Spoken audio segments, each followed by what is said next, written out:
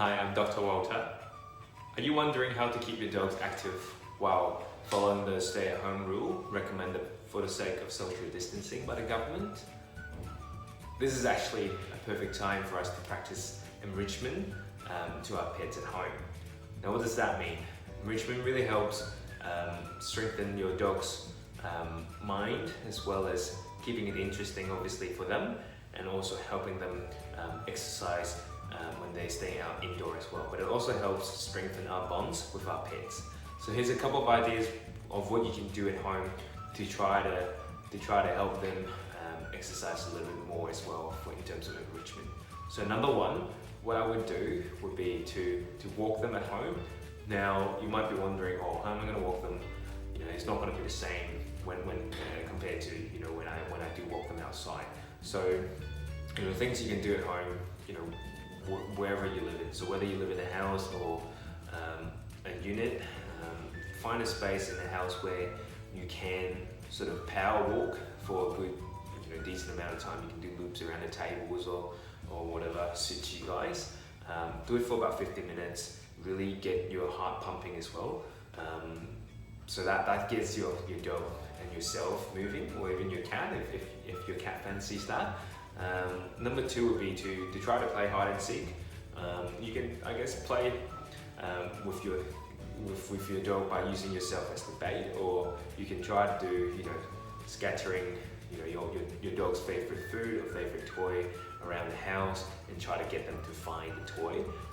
That'll be a good sort of way for your dog to obviously use their brain a little bit, try to solve the little puzzles at home, and again keep them moving, keep things interesting for them as well. Number three, I would try to play tag with your dog. So go to your basement, go to your garage, or find a hallway or in your backyard. Find your dog's favorite soft toy or whatever toy it is, matter of fact. Toss it around, and but instead this time you will be racing against your dog, and hopefully the competition will make things interesting for your dog and yourself. Just don't get hurt, and just be careful with it, okay? Number four would be, if you've got stairs at home, what you can do as well, you can take those stairs at home and go up and down for about 5-10 minutes a day. Do it twice a day. That's sort of your really good sort of strengthening exercise at home for yourself and for your dog as well.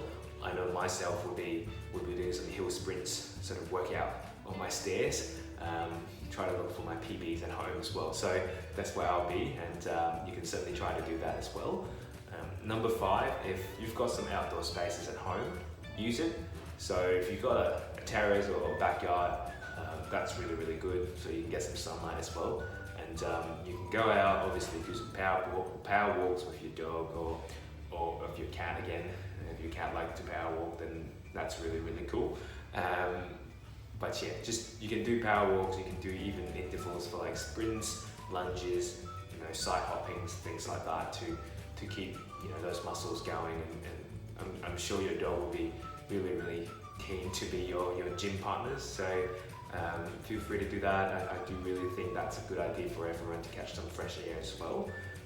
Number six, and the last point, and it's probably the more important point as well. I know all this exercising are really, really good, but I know for myself, if I'm staying at home for a long, long time, my cat would come and just kind of look at me with that face of, come on, when are you going to give me some food kind of face. So it's really easy for us to overfeed them when we're spending so much time at home. So, and then on top of that, obviously, they're not really exercising the same amount. I know we're trying to replicate that, but it's always going to be really hard. So it's important to be mindful of how much you're feeding them. And I'd say a lot of times with the drop off in exercise, you're probably looking at around sort of 10% less energy usage at home for a lot of dogs. And so I would say try to change that in the feeding amount. So cut off by about sort of 10% of their usual feeding amount. Obviously making sure the weight is not dropping off very quickly, making sure they're actually maintaining their weight really well. And that way you can accommodate for changing kind of activity levels at home. I guess if you do decide to take anything outside, so if you do decide to take your dog outside, we know dog parks especially is really normally it's a really social place to be, but I guess with how things are going with COVID-19, we all have to change the way we live. So can't really do that right now.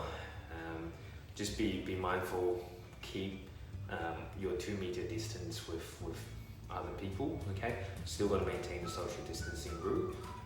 And what I would also recommend is number 2 is to avoid touching any unnecessary surfaces, and make sure you really wash your hands with soap really well for 20 seconds when you do get home.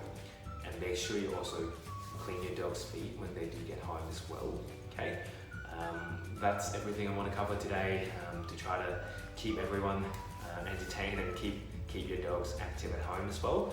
If you've got any questions, feel free to leave it in the comment section down below, or you can alternatively send us a message where we'll try to answer all your questions as well. See you guys next time.